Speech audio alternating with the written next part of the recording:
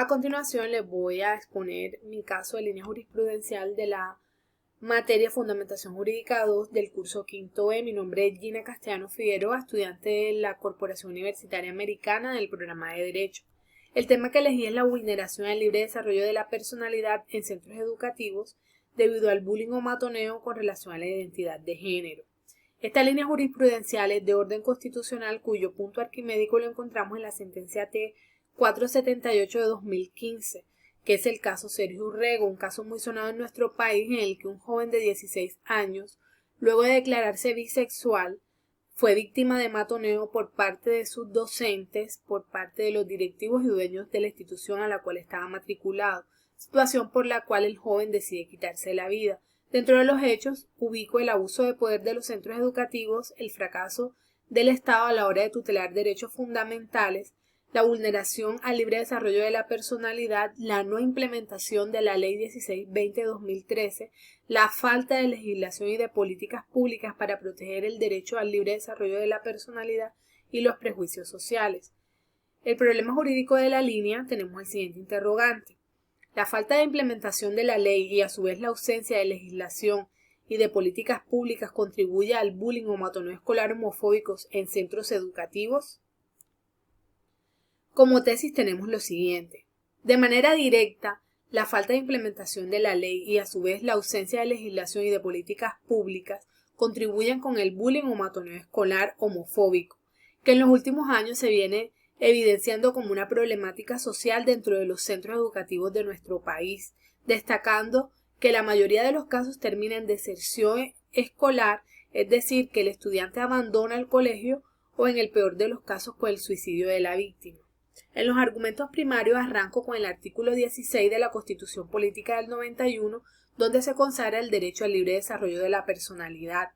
También ubico la Ley 1620 de 2013, por medio de la cual se crea el Sistema Nacional de Convivencia Escolar, con el que se cita a las instituciones educativas a crear manuales de convivencia de manera colectiva. Ubico la sentencia T 905 de 2011, con la cual se pretende hacer una definición de lo que es el matoneo, por lo cual la Corte le pide al programa de licenciatura infantil de la Universidad del Norte emitir conceptos acerca de esta problemática, dejándose claro que el matoneo es un acoso, una intimidación, pero que se hace de manera repetitiva y prolongada en el tiempo, y que en ella se observa un desbalance de poder entre la víctima y el agresor.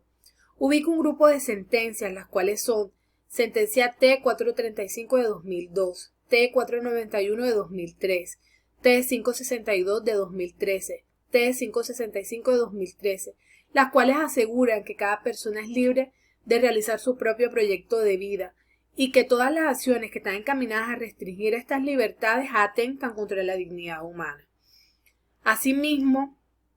encontramos la sentencia C 336 de 2008, que propende por tutelar el derecho al libre desarrollo de la personalidad, pero ya con relación a la identidad de género. Y por último, la sentencia T 804 de 2014,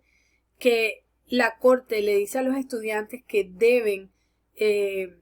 hacerle caso a los manuales de convivencia, sin embargo, que cuando se ha afectado el curso normal de la educación del individuo lo puede dejar sin efecto.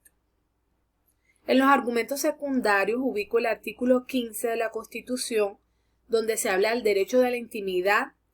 y al buen nombre.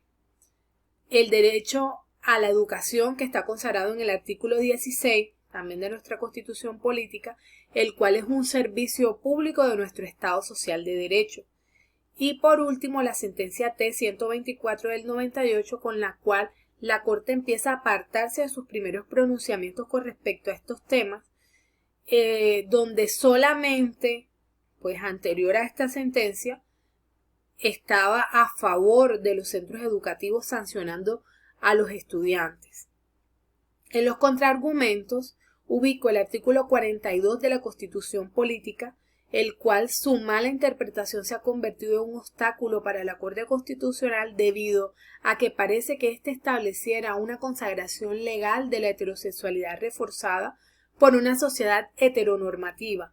y la sentencia T 569 del año 94, la cual afirma que la apariencia física de una persona puede afectar sustancialmente las relaciones colectivas y que aquí prima lo general sobre lo particular. Como conclusión, puedo decir que efectivamente la omisión de la ley, la falta de legislación, la falta de políticas públicas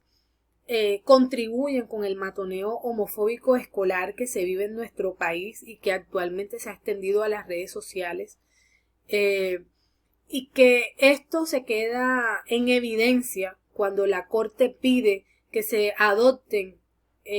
los mecanismos necesarios para modificar los manuales de convivencia según las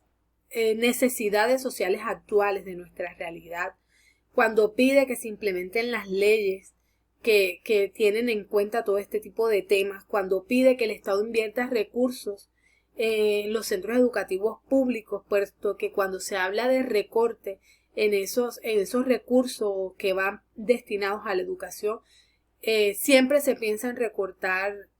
por ejemplo, la función de un psicoorientador, que es básico para que se trate este tipo de temas dentro de los centros educativos a manera de prevención y evitar que se dé la deserción escolar y, por qué no, el suicidio de los jóvenes niños y niñas de este país.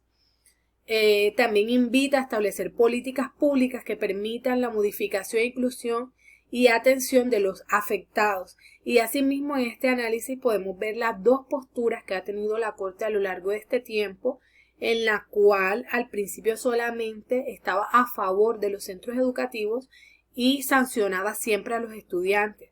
pero que cambió esa postura a partir del año 2000, donde ya propende por tutelar el derecho a la libertad, el derecho a la libertad del ser humano para adoptar identidades con relación a su proyecto de vida. Hasta aquí llega el análisis de mi línea jurisprudencial y espero que les haya gustado. Muchas gracias.